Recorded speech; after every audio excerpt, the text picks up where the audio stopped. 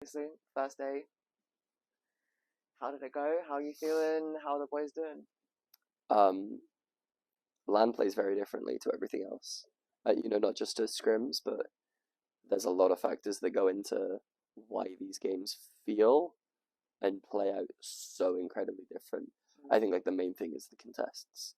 Like one contest ruins 7 people's games, and it's like that's awesome.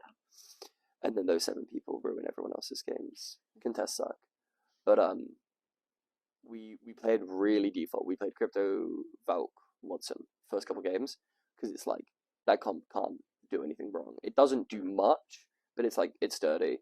Yeah, I mean, you cover the bases. You got rotations. You got fences. You can kind of. You get the info. You defend a spot. You get to the spot. Well, you get the info. You get to the spot. You defend the spot. You've ticked the checklist. You're now playing the video game.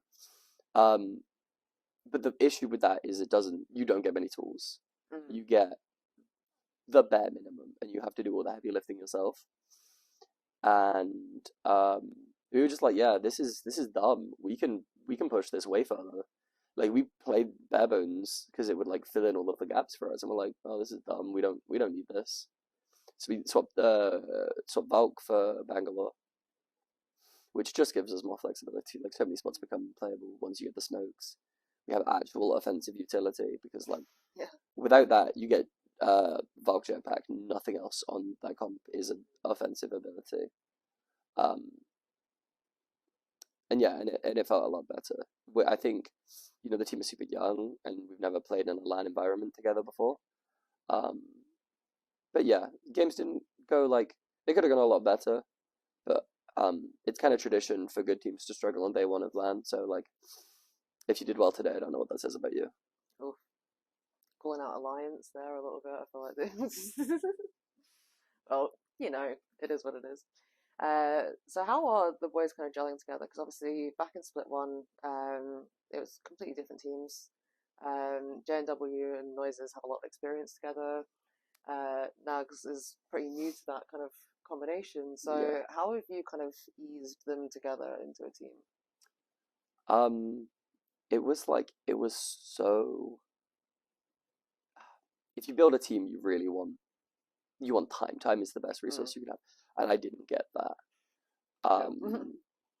I had very limited options, and I had a Hail Mary of like, hey, what about just Jake and Cam to play with Nags? And they'll go like, yeah, those guys are good. We can have that. We can have that. And I messaged Nags, and Nags was like, yeah, those guys are sick. I'll play with those guys. I mean, they're some of the best UK players in the scene. I think they are the best UK players in the scene.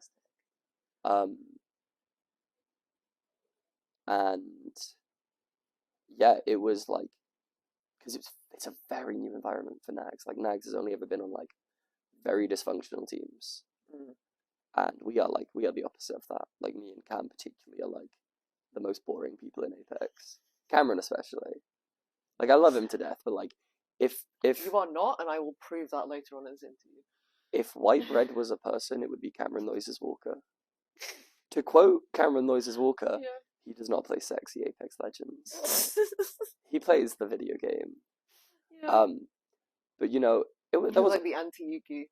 So the X model, and then you got the white bread. Cameron's a good-looking dude. Yeah, he is. He is a good-looking dude. Honestly, bless his little heart. He's gorgeous. He's a little sweetie. Yeah, but he's taken. So what are you gonna do? So am I.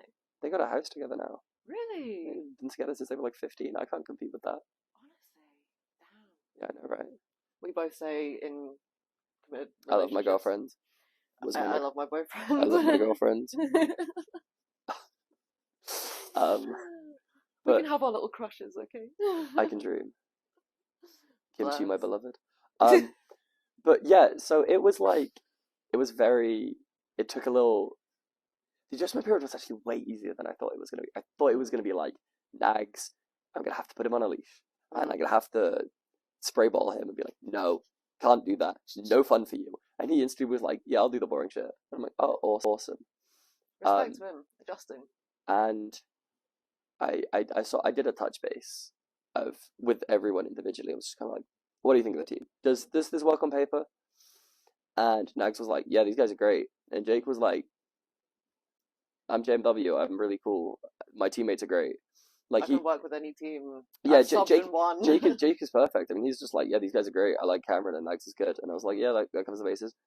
And then Cam said something to me that I was like, oh yeah, this team is fantastic. And he goes, it's like playing with Bryn. And I'm like, oh damn. Because That is something. not to this is gonna be like very obvious shade of Cameron's previous teammates. Cameron has gone through a few teams, and it's been very apparent when he has gelled and when he hasn't. I don't think it takes a genius to point that out. No. And he gels with this team. He's like, I think if it wasn't for the ungodly amount of chemistry Cam and Bryn had because of the amount of time they'd be playing together, like we're gonna get to that level very easily. Because I mean, yeah, like Nags is insane. He's reliable. He's vocal, but not overly vocal. He really understands when to shut up. But he also understands that that's not all the time. And he is so valuable. I mean, we are so past the generation of, oh, I just shut up and shoot my gun. Being like, that's an attractive trait that I want on my team. Communication is everything. Nags is not that. Nags has so many good ideas. And Nags has so many ideas, and some of them suck, but we at least talk through them, and he's so down to talk about the game from like a... I really try and like, my approach to coaching is like very abstracted from the actual game. And he's so down to entertain that with me, and I'm like, I totally get your idea. And this is what you're trying. This is the bit that makes it fall apart. And he's like, oh yeah, we don't have an answer to that. Yeah. And I'm like, I mean, if you think about it, that develops such an in-depth understanding of the game. Because when you go through what doesn't work, figure out why it doesn't work, where it does work, where it could, you can break down like all of these different tiny little aspects of it. So that's such a good kind of way of approaching it, I think. Yeah, we're playing like really fancy rock paper scissors. Yeah. like we will beat some teams on paper, some teams will beat us on paper, and it's like, okay, cool. If the fight doesn't go that way, something else was in play. Yeah. Because like 9 times out of 10, like people think this game is way more random than it is. Honestly, like I think the phrase that everyone uses is anything can happen at LAN. Anything can happen at LAN. Anything can happen at LAN. You know. It's what makes it fun. I mean that's the great part, because like I think I'm one of the most informed people at this LAN. Like I'm a good boy. I do my research. You're a nerd. I am. I completely am. Yep. I do my research. I know who everybody at this LAN is. And even still, I'm like, I don't know what this team's cooking. And I know some people are definitely cooking. And you know, I can smell it. I can smell it wafting out the kitchen. Like we're gonna get caught off guard by some stuff. We're gonna catch some people off guard. Like I don't particularly like the format of ALGS, but because of how sparse the important events are and how highly concentrated they are, you pull out all the stops for these, and then you spend 6 months prepping for the next one, and you do it again. And we've got the fun 3 days where we pull out all the stops. Hell yeah. That's the best part about LAN. It's the all the stops time now. You can flamboyantly show off everything that you've got in your little back pocket. Not just yet. Not just yet. Just holding. There are a few things. Okay. There are a few things that like some people might have some opinions on us doing. We're not doing anything we've not got permission for, but yeah. A little bit of POI switcheroonies. I don't know about all that, but I don't like breaking rules, but I really like bending them. That's very, very fair. And I think game gives you a finite amount of tools. You may as well use all of them. In whatever way you can, whether it's traditionally or bendily. You know. I'm excited to see it. I do a bit of bending. Please don't put that in. You know I will now. I know for a fact you will.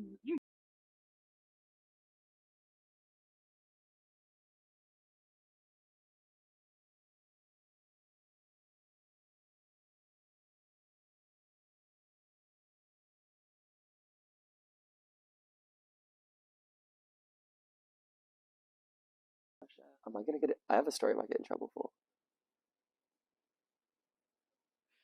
Go for it, and then we'll decide afterwards. Last LAN